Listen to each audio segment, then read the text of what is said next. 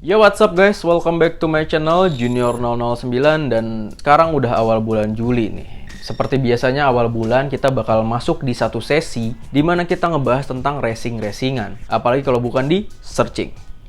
Nah, untuk searching kali ini gue bakal ngebahas tentang yang namanya GP Shift. Karena kemarin ada yang nanya di kolom komentar gue, "Bang, tutorial GP Shift dong." Oke, bakal gue jelasin tentang GP Shift, tapi bumper dulu.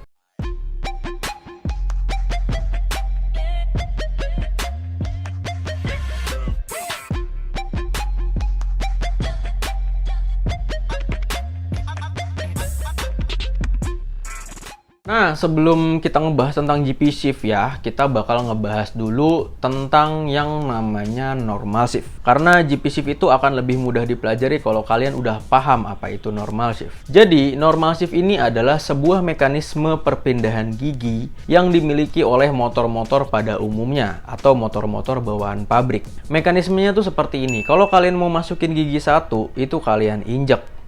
Kalau kalian mau masukin gigi 2, 3, 4, 5, itu tinggal kalian congkel. Itulah yang dinamakan normal shift, oke?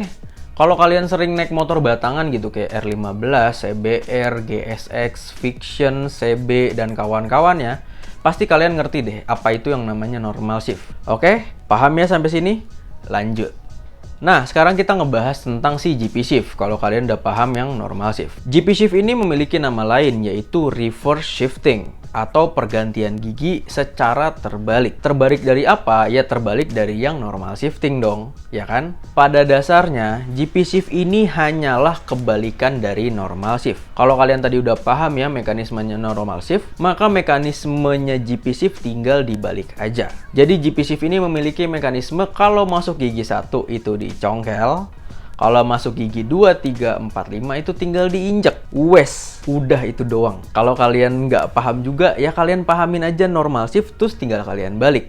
Jadilah dia GP Shift. Sekarang kita langsung aja masuk ke kelebihan dan kekurangan yang dimiliki oleh GP Shift. Oke, GP Shift ini akan lebih banyak berguna kalau kalian gunain ini tuh di sirkuit ya. Terutama kalau kalian lagi balapan atau kalian lagi latihan. Karena GP Shift ini memerlukan ketangkasan dan juga sesuatu hal yang sangat identik dengan sirkuit. Sekarang kita langsung aja masuk ke kelebihan GP Shift yang pertama. Kelebihan GP Shift yang pertama adalah dia dapat membuat akselerasi yang lebih baik. Kenapa? Karena mekanisme si GP Shift ini akan membuat perpindahan gigi itu lebih effortless karena mereka tuh tinggal nginjek-nginjek doang. Dan kita tahu kalau nginjek itu jauh lebih effortless daripada mencongkel gitu kan. Jadi karena mekanismenya itu effortless, maka akan membuat akselerasinya itu jauh lebih baik gitu. Itu untuk kelebihan yang pertama. Dan untuk kelebihan yang kedua, itu biasanya terjadi pada pembalap yang melakukan belokannya tuh miringnya ekstrem.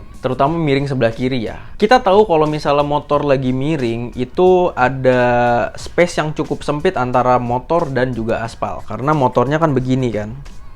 Nah, kalau motor lagi miring itu, space untuk kaki kita nyongkel itu juga sangat sempit sekali. Dan ada beberapa pembalap yang dia itu kalau lagi di exit corner itu pengen ganti gigi ke atas atau mindahin gigi dari gigi 2 ke gigi 3 misalnya. Nah, kalau misalnya mindahin giginya masih pakai normal shift, itu nggak akan muat tuh kakinya untuk mencongkel. Nanti keburu kena aspal duluan. Makanya dipakailah yang namanya GP Shift supaya perpindahan gigi ke atasnya itu tinggal diinjak aja. Jadi pas lagi di exit corner nih, motornya itu masih sempit kena aspal, itu dia tetap bisa melakukan perpindahan gigi karena tinggal diinjak doang. Jadi itulah kelebihan GP Shift yang kedua. Bisa melakukan perpindahan gigi di saat kalian lagi berbelok miring. Sekarang kita masuk ke kekurangannya GP Shift. Ya sebenarnya kekurangan GP Shift dari segi mekanismenya itu nggak ada kekurangannya sih. Karena dia cuman ngebalik apa yang ada di normal shift doang gitu. Nggak merubah apa-apa sebenarnya, cuman ngebalik doang. Nah, biasanya yang menjadi kekurangan ini di saat usernya itu lupa. Kekurangan satu-satunya yang dimiliki oleh GP Shift ini adalah karena dia tidak diproduksi secara massal, jadinya orang-orang jarang tahu tentang GP Shift. Nah, si GP Shift ini juga kalau tiba-tiba kalian pakai di motor kalian, itu kalau kalian nggak biasa, itu bisa cukup berbahaya. Let's say kalian lagi berada di kecepatan 60-70 km per jam di gigi 4 atau gigi 5. Nah, niat kalian tuh pengen naikin gigi gitu, jadi gigi 5 atau gigi gigi 6. Kalau di normal shift itu kan dicongkel ya. Tapi kalau di GP shift itu kan diinjek. Yang harusnya kalian nginjek tiba-tiba kalian congkel, itu GP shift kalian tiba-tiba nurunin gigi. Dan itu cukup berbahaya dong, ya nggak sih? Kalau kalian lagi RPM tinggi nih misalnya, terus tiba-tiba kalian congkel, dia malah turun gigi, RPM-nya jebol. Dan bisa-bisa ban belakang kalian tuh ngunci, dan itu bisa sangat berbahaya. Jadi sebenarnya kekurangan GP shift ini hanya harus membiasakan diri aja sih. Karena kita sudah terbiasa dengan normal shift, tiba-tiba ketemu GP shift, ya pasti akan cukup kaget lah. Dan kalian harus membiasakan diri supaya bisa enak make si GP shift ini. Nah, jadi itu dia ya, dua kelebihan dari GP shift, dan juga tadi kita udah ngebahas tentang apa itu GP shift. Dan sekarang saatnya gue mau ngasih tahu kalian gimana cara gue masang GP shift di si bunga. Jadi langsung aja kita turun ke bawah, oke? Nah, kita udah di bawah sekarang nih di depan rumah. Tuh belakang kelihatan garasi. Di sini udah ada si bunga. Sekarang gue bakal ngejelasin ke kalian gimana caranya gue bikin GP shift di si bunga. Oke, jadi gue balik dulu kameranya. Nah, kita udah bareng sama si bunga nih dengan livery masih butuh sponsornya. Kita langsung aja ngebahas ke underbone yang dipakai si bunga. Buat kalian yang belum tahu, ini adalah underbone sejuta umat ya. Ini waktu itu gue beli dengan harga 300 ribuan kalau nggak salah. Dan ini underbone tuh ya underbone biasa gitu, bukan underbone khusus buat GP shift. Jadi buat kalian, ini catatan bagus ya buat kalian. Underbone apa aja bisa dijadiin GP shift selama kalian bisa mengaplikasikannya. Nah, untuk bagian underbone mana yang bisa kita modifikasi supaya jadi GP shift? Bagian belakang sini kita nggak apa-apain. Yang kita apa-apain itu bagian depan. Jadi kita zoom in sedikit. Nah, kalau kalian lihat ya, bagian dari transmisi depan sini itu kan ada yang namanya as atau batang transmisi bawah. Ini yang bakal nyolok ke dalam mesin, dan juga ada sambungan yang bakal nempel sama batang transmisi luar nih. Oke?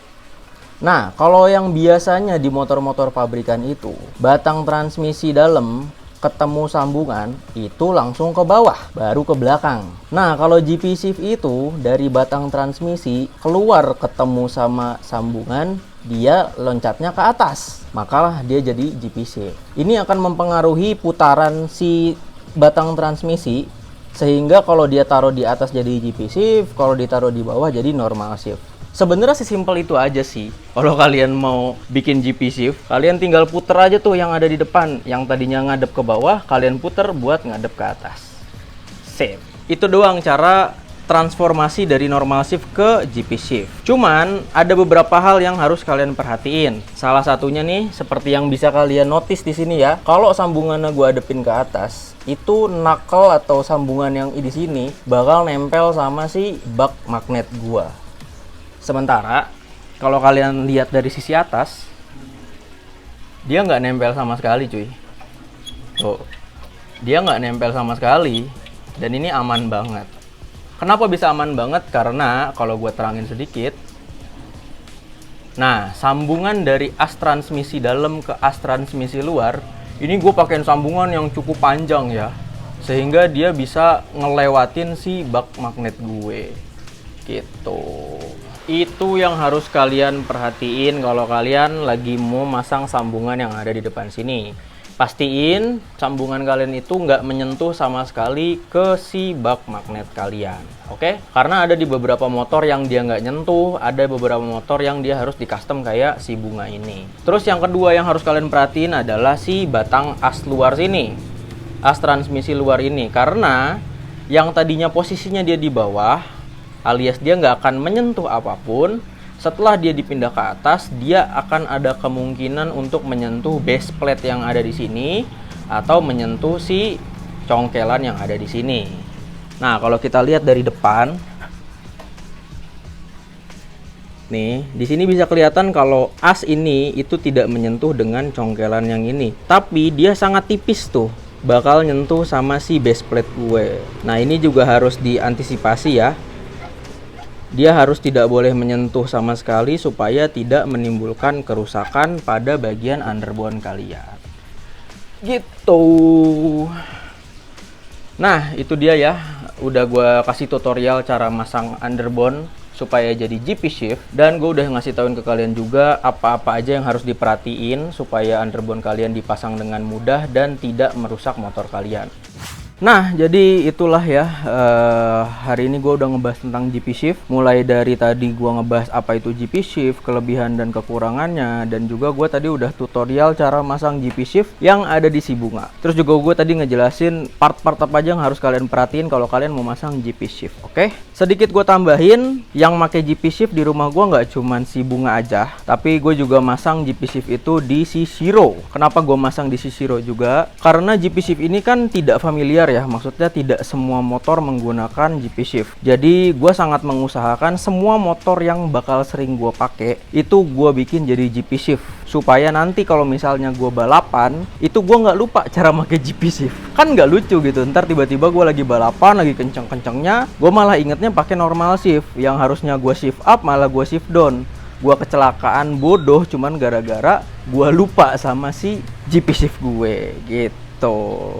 Ya, mungkin segitu aja video gue hari ini. Thank you semuanya yang udah nonton. Terima kasih yang udah nanya di komentar. Kalian kalau ada yang mau ditanyain lagi juga tinggal tulis aja di kolom komentar di bawah. Apapun bakal gue bales kok gitu. Jadi kita ketemu lagi nanti di searching selanjutnya. Terima kasih yang sudah menonton searching kali ini. Jangan lupa ditonton searching-searching yang lainnya. Gue Junior cabut. Keep throttle up and bye-bye.